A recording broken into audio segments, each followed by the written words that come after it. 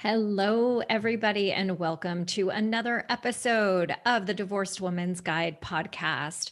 I'm so excited that you've decided to tune into today's episode because I am here to talk to you guys about the importance of having a morning routine. And for all of you out there who are mumbling and groaning to yourselves, going, "Oh, I've tried that so many times, and I'm not good at doing this. Why is it so hard?" I hear you. It seems like a totally simple concept. And as we all know, our mornings really do set the tone for the rest of our day, which is why it is so incredibly important for us to create one for ourselves. However, so many of you, so many of us actually don't have a morning routine. So if I were to ask you right now, do you have a morning routine, or could you even start with telling me how it is that you start your day? And I would bet that the majority of you tell me that you pick up your phone. You pick up your phone, you start scrolling through social media, you start checking Facebook, you start looking on Instagram, you start checking emails. How many of you said, "Yep, that's me"? Because that used to be me too. And everyone, okay, you're not by yourself. Everybody says the same thing. And that is that your morning routine is actually you disconnecting from yourself and tuning into what is going on outside of you, tuning into all the things that everybody else has going on, or even other things that other people are requiring of you. And so, what I want to talk to you guys about today is exactly what a morning routine can look like and how it is that it's not only changed my life, but I'm hoping that it will be the start of your ability to start really reshaping how it is that you approach your days, how it will start impacting your mental and your physical well being, and ultimately how it will start impacting your life in a really positive way. And so, what I want to encourage you guys to do is to sit back and just listen to what it is that I want to share with you guys around what a morning routine looks like. I feel like so many of us believe that it has to look a certain way or it has to take a certain amount of time. And it doesn't. What it means to me is starting your day living with intention. Starting your day living with intention, ultimately for me, means that you are setting the tone for how it is that you want to feel the rest of your day. Now, right now, your morning routine may feel and look pretty scrambled. As I said, maybe you hit snooze a couple of times, you check your phone, you scroll on social media, you check your email, maybe then eventually you get out of bed, you brush your teeth, you grab some coffee. So, if you think about what your routine looks like right now, I want to ask you to be curious and be honest. So, would you say that there is room for self improvement in your morning routine? Be honest with yourself. Do you see that there's ways in which you could shift around your morning routine a little bit to make it more intentional, to set yourself up to have a more meaningful day? Now, if someone were to ask you if you wanted to have a good day today, if you maybe wanted to be the better version of yourself today than you were yesterday, if perhaps you wanted to look differently, if you wanted to feel closer to your loved ones, if you wanted to stop living in fear and anger, would you say yes? If someone were to ask you that, I bet you would. So let me ask you a question. When you think about your morning routine right now, what sets you up to have those things in your life? And I'm going to bet that the answer is, well, not a whole lot. Am I right? Nothing about the routine that you probably have right now is setting yourself up for living with intention, for feeling successful every single day. Now, success gets to look different every day. But this is where I believe the importance of setting a morning routine comes into play when combined with setting intentions. Now, I don't know how many of you are familiar with a book called The Miracle Morning. I actually have it here next to me for those of you watching on video. Miracle Morning by Hal Elrod. And according to that book, 95% of society, 95%, you guys, settles for less than what they want in life, that they wish they had more and live with regret. What does that mean? It means that only 5% of us are actually living our lives feeling fulfilled, feeling as though we have all that we could dream of. I don't know about you, but I really love being part of that 5%. And I have to imagine that you are craving being a part of that too. And it doesn't have to be that complicated.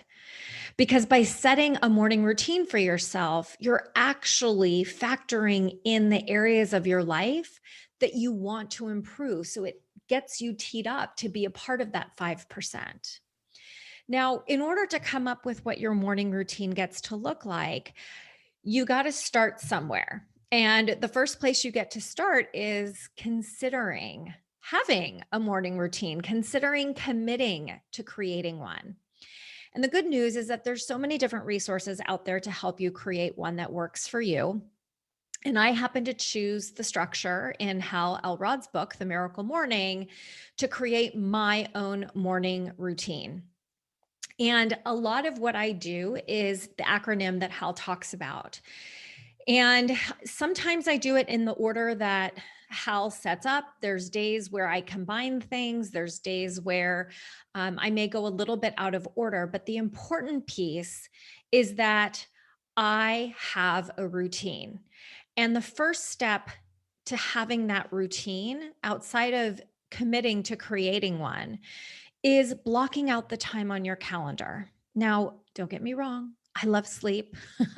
I absolutely love to sleep. And at the same time, I also cherish my morning time before I tackle my day, whether that be when my boys are here and I have to wake them up for school, or if that's me starting my day with clients or with team meetings.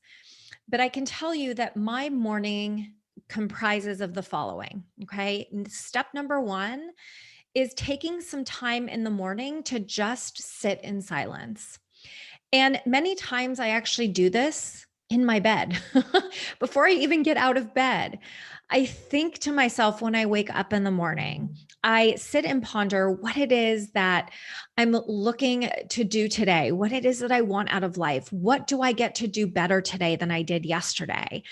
And literally, you guys, I do this while I am still in bed. And I just do some deep breathing while I think about these things and I put some intentions behind the things that I want to do. And I literally do this for maybe about 5-10 minutes before I get out of bed. And I start with my silence. Okay. Then the next thing I do is I write my affirmations.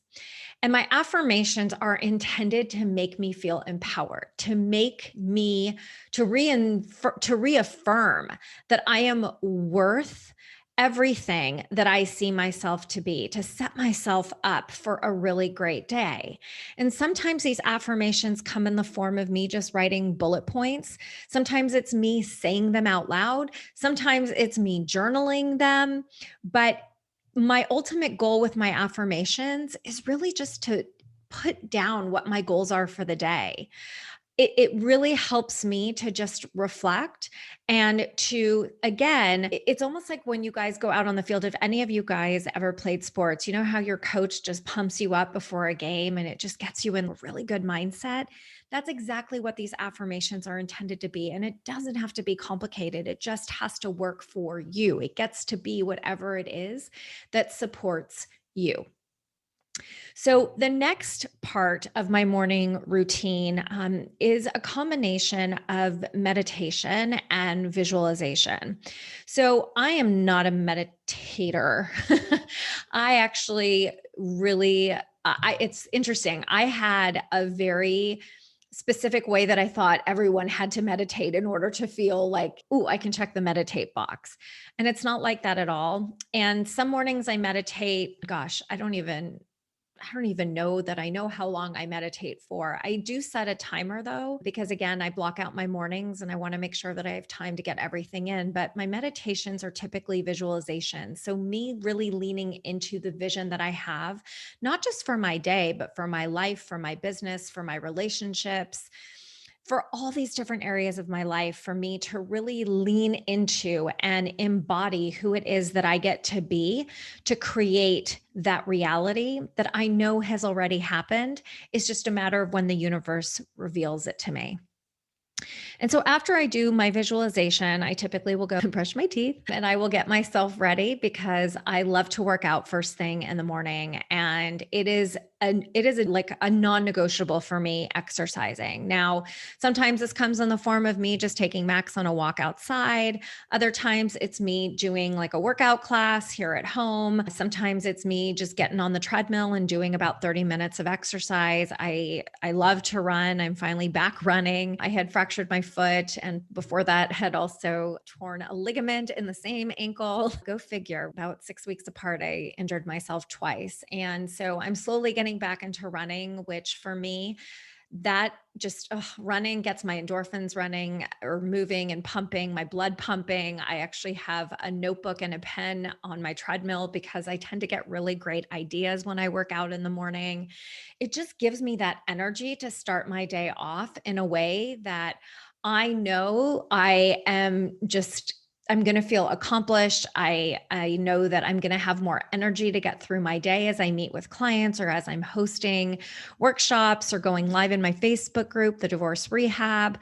It just really helps me to lean into my energy for that day. And then after I exercise, or even sometimes if I'm not running and I'm doing a hike on my treadmill, I'll bring a book with me, but I always make sure that I read in the morning.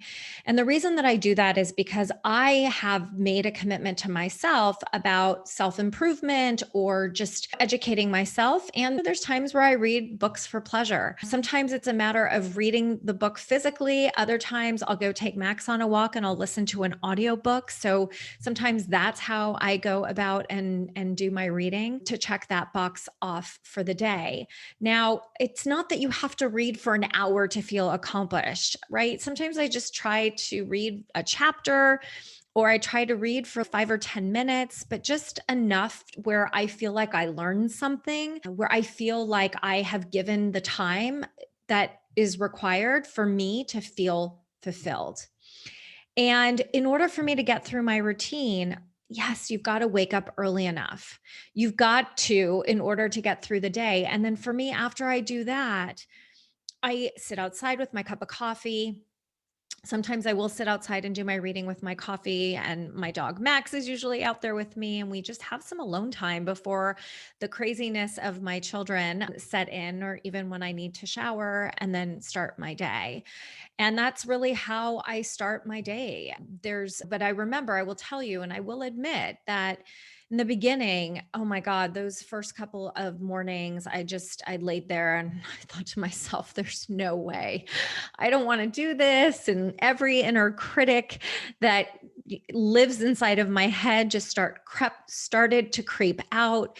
But then I remembered that I didn't want to be part of that 95%. I really wanted to be part of that 5%. And I knew that if I committed my mind to changing my mornings, that it would impact the rest of my day. It would impact everybody that I would come into contact with. Part of what I had to adjust in order to make time for these mornings was having my exercise clothes out and ready to go. I would also make sure that my alarm that would go off would force me to have to get up to turn it off. And that forces me to have to get out of bed. And then I also lean into the intention behind why I'm doing this, because I know how much better I feel when I do my mornings. There have been some mornings where I haven't been able to do my miracle morning the way that I want. And I feel different. I feel off the rest of the day.